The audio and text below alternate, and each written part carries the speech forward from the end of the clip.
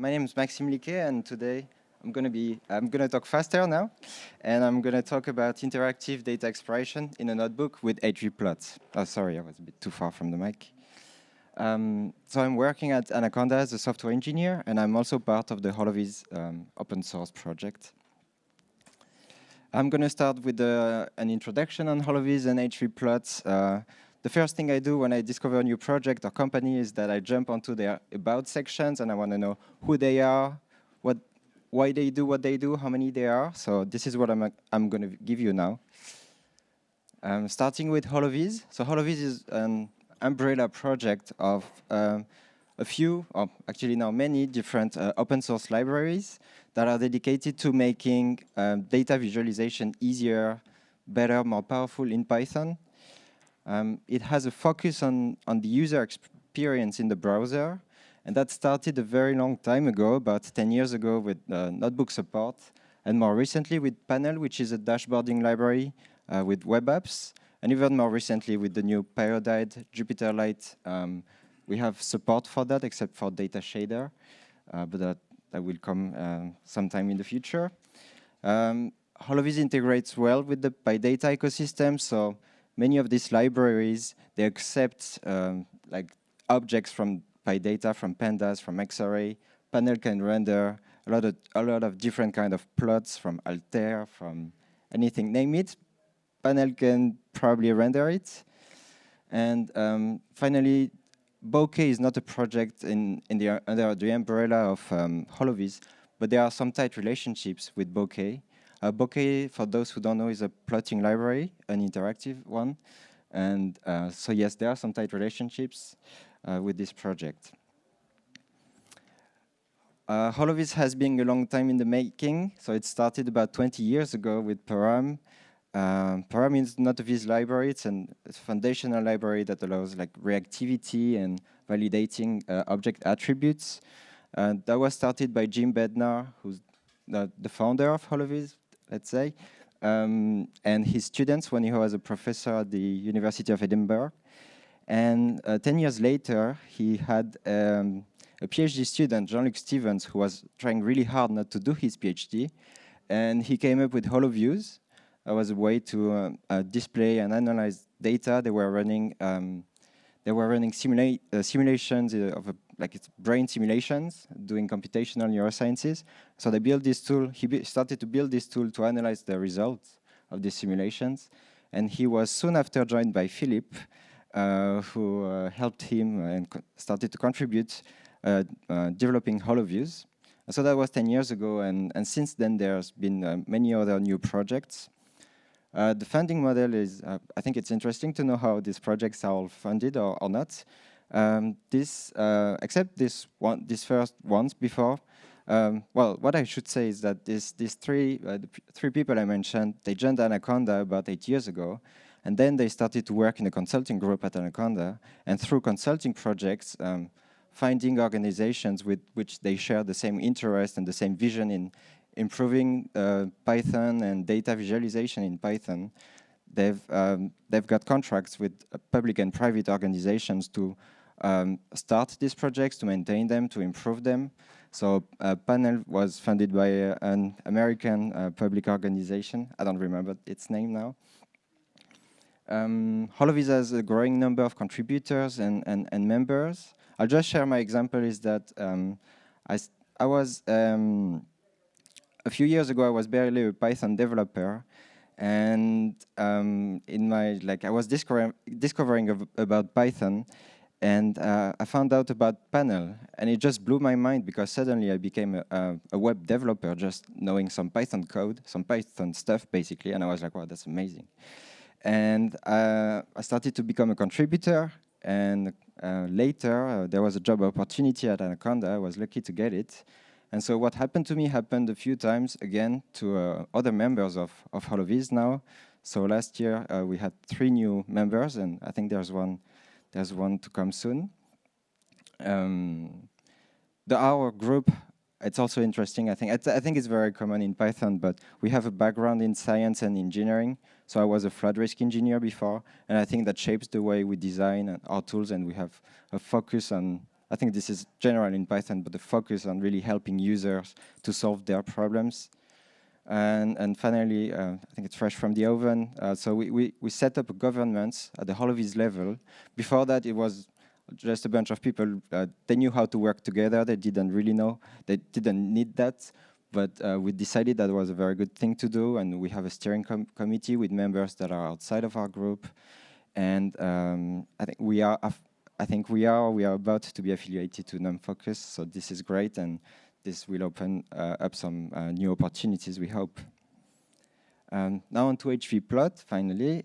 This is a high-level library for data exploration. And as you've seen, we have many libraries in our ecosystem, and we have found out that this is really the easiest way for you as users to enter this ecosystem when it comes to data exploration. If you just want to build like some dashboards, and they are not so much like data-oriented, or maybe you want to do it your way, panel would be your entry point, but when it's data exploration, that would be more hvPlot. And hvPlot has 3 main features. So it has .hvPlot, which is like a versatile and a bit more powerful pandas like .plot API. Then it has .interactive for building interactive pipelines. And then it has a new feature that is a low-code data explorer.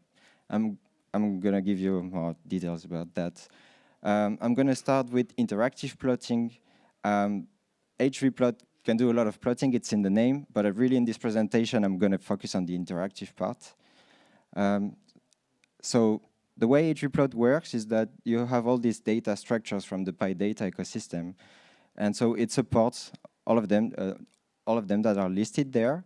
And then your interface as a user is the .plot or .hvPlot API. That is, the idea is that, and I think it's a good idea, is that the .plot API for users who are not necessarily software developers is very good. They don't have to deal with these complicated objects or it's multiple calls. No, it's just one call and they create their plot and it's just right next to their data structure. It's very handy, and if you have used Panda, I bet you have used .plot already. So we believe it's a good model, and we have built on that. And then what hvPlot does is that it doesn't do a lot of hard work, actually.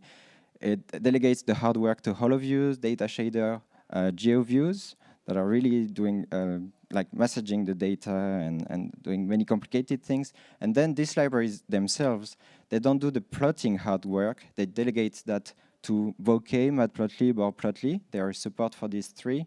And the default one is Bokeh and is the one that has the best support.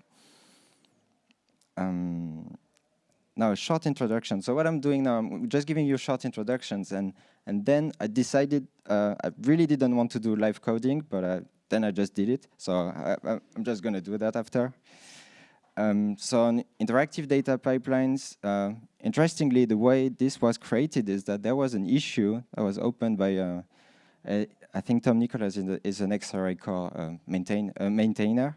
And he opened an issue to implement a feature in Xarray so that to create interactive pipelines to better to inject widgets, to better analyze, to make it easier for users really to interact with their pipelines.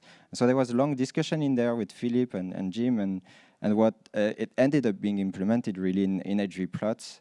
So there is support for a few different data structures, and there's also, so the way it works is that you are going to inject widgets in your pipeline. So it supports panel widgets, of course, but it also supports JupyterWidgets. And it works well with .hvPlot. And the last feature is this, I called it low-code data explorer. I don't know if it's a very good, I don't know, it's me trying to do some marketing. It's probably bad. So this is like the newest addition to hvPlot. So for now, it only supports Pandas, but we plan to add soon support for Xarray. It's top of the list, and then GeoPandas and others. What you will get with that is a panel-based app that you can just display in your notebook. So as I said, it's pretty new. It's not yet very pretty, and you'll see that. So there's always work to do. And it is inspired by, and I think we can draw more inspiration from other data viewers such as Perspective or Apache Superset if you know about them. So that is, now onto the live demo. So how long? I have about 10 minutes, so I have to be fast. So I'll start again with interactive plotting, and now you'll get some more information about it. So I'm just going to load some data, and just show you, okay, the regular pandas.plot, the way it works, you have your data frame.plot.scatter, and then you give it some parameters. And what you get is a Matplotlib plot that is not interactive. You cannot do much with it. It's already great, but it's a static plot. The way you use .hvPlot is that you import hvPlot.pandas. You import the data structure, basically, you're interested in. And then you call .hvPlot. There's a way also to call .plot, but I think we recommend the way to call .hvPlot. It's just more explicit. And so here I have added a parameter that is not in Pandas API, that is by, and that is going to colorize the points with respect to one column in this data frame. And what you see, the first thing you can see is that you no longer get a Matplotlib plot, but you get a Bokeh plot. This is how you recognize Bokeh. It has this little logo. And so it's interactive. You can pan, you can zoom. It's a bit hard to find, but actually you can zoom on the axis. This is very, very useful. And you have hover enabled by default. And you'll see there that by default you see the columns you have specified in the call above. Another thing you can do is that you can mute some colors. So in terms of exploration and interactivity, it's already great without much effort. You can do more than that. So hover, you can extend what you see in the hover just using hover calls by giving it a list of columns. Another thing you can do, if you set subplots to true, your plots, instead of getting just one plot, they are going to be exploded given that dimension, given the species. And another thing you can do is that instead of by, you can use group by. The name is a bit similar. It's unfortunate we haven't found yet a better name. But what it is going to do is that you are going to specify here some other dimensions you want to explore. But instead of being really in the plot, they are going to be rendered as widgets, which then allow you to just drill really into your data and explore some subsets. So you have already with that. This is a small data app already. Difference between hvPlot and .hvPlot and .plot of pandas is that the objects returned by .hvPlot are HoloViews objects. So here, this is a scatter element that has these dimensions. And HoloViews objects, you can alter them, you can play around with them. So by default, you wouldn't really do that, but in this case, it's useful because HoloViews objects can be composed. So here, I'm going to create two objects, and using the plus operator, I'm just going to lay them out next to each other. And because they have the same x dimension, they are actually linked. So again, this is all about interactivity. This is to help you to explore your data. And you can also overlay two plots using the star operator. A more advanced feature that hasn't found yet a place in hvPlot, but I thought it would make sense to show it to you now because it's all about interactivity. It's linked selection or linked brushing. So when you enable that, you have some more tool here in your toolbars, and you can do selection over your data, and you're going to see in your plots are connected, so you're going to see that selection reflected in your other data sets. So it's useful, for instance, if we want to check okay, these higher values, how are they distributed over this other dimension? And finally, for hvPlot, there is support for large data and interacting with large data. This is using Datashader. So here I'm reading a file that has about 1 million rows. It's not crazy. I think my laptop could display that, but maybe, yeah, it would take a while probably. And what you see, so it was displayed very fast. And also you can see if I zoom in, the data is going to be re-rendered. So really, you can start with billion points, and then you can zoom in and you're still watching million points, but it has no problem re-rendering it. So you can interact really with large data, which I think it's usually very, very hard. Now on to interactive data pipelines. So I'm going to load a data set, and now I'm going to use an Xarray. It is a simple data set with one variable that is air. It's the air temperature and 3 coordinates. To enable interactive, it's the same way as for enabling hvPlot. You just import hvPlot.xarray in this case. And what I mean since the beginning by pipeline, because I don't know, it doesn't mean much pipeline really. This is this kind of stuff you do that you have your object, and then you're going to call it, you're going to transform it in multiple ways by calling methods or adding some stuff to your object. So this is a very simple pipeline. I'm just selecting the first timestamp and computing the mean over the 2D array. And I get this data array with just one value, really, that is the mean temperature. And maybe I want to see, like, okay, that's the first timestamp, that's the second one. And what you do usually in a notebook is that you change values and you re-execute stuff very often. This example is a little bit contrived, but you get what I mean. I think there's a better way, and so .interactive is a better way. And .interactive, how to use it, you start usually by creating widgets. So instead of, I want to vary this, I want to vary the time. So I'm going to create a widget whose value is going to like emit integers, really, integer values, because this is what I want to replace time with. So I'm going to create this simple int slider that is from panel, and that has values that are allowed between 0 and 10. To create a pipeline, you just call .interactive on your object, and you get this object that is an interactive object, but actually it has all the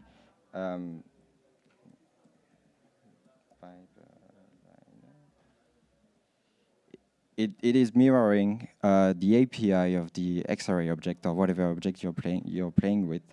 So it feels like your original object. It's not much different. And here is really what the important part. This call is very much like the static pipeline I had above. Instead of 0, I am just injecting the slider. And what happens is that the output is displayed, but on top of it is the slider.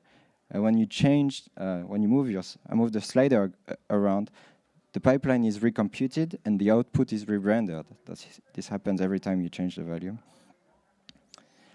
So this is really .interactive. I could just stop there, but I will show a little bit more. I have to be fast. So it supports plotting. Here, it is not with hvPlot. So it supports anything basically as an output, really. So it's just to show you it also supports plotting. So this is here with just .plot of Xarray, and I have changed the widget to be another more fun widget. Of course, hvPlot is supported, so that works the same way. I have to be faster. I showed a very simple pipeline, but you can have more complex pipelines. And for instance, in this one, what I do is something interesting there is that the pipeline, or the object really, I subtract it. Like, it is a bit weird when you look at it. I subtract the widget, but it actually works. So it allows me to change the temperatures from Kelvin to Celsius. I am going to skip that because I really have no time. And yes, when you have these small data apps, so really, maybe they are for you to explore the data, and when you're done, you can just remove them even from your notebook, or you can keep them around. But or you can send that to your colleagues. But something you can do is that you're really not far from creating a proper, like, small website, you know? Like, I was amazed about Panel many years ago. Well, this is the kind of feeling you get. Okay, I have this really small web app, this small app in my notebook. Actually, I can make a website out of it. That doesn't look so bad. Suddenly, you're a web developer, and I don't know. Maybe that doesn't really make you happy. Oh, that was a big. And finally, so this low-code data explorer.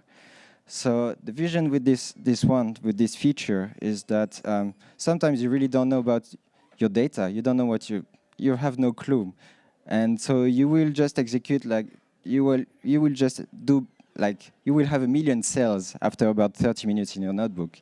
Instead, what you can do, you can use the Explorer, and you can play with your data. You can create different kind of plots, and change the parameters to create the plots, and you get some sense about how about your data. You build some insights. And so here I'm going to show you how to just recreate the plot we had at the very beginning. I think there was something like that. Yes, I'm going to have Jupyter. OK, that worked. So, well, here I knew what I wanted to do, but usually you don't really know what you want to do, and you explore and you play around with this app here. But it's OK, you're there. Maybe you would just make a screenshot, and then you go and you do some other thing. But if maybe you want to capture that in some like meaningful way, or you just want to get rid of this Explorer, it's not the purpose of your notebook. Your notebook, you're solving a problem. You don't want this big thing to stay in there. And so there are ways to get out of here. The Explorer, this object, has two methods that are useful. There is settings that is going to spit out the dictionary of settings you've just changed. And you can give that directly back to hvPlot. So you can save that maybe in a file or in a JSON file or somewhere. And there is another one that I think is also quite nice.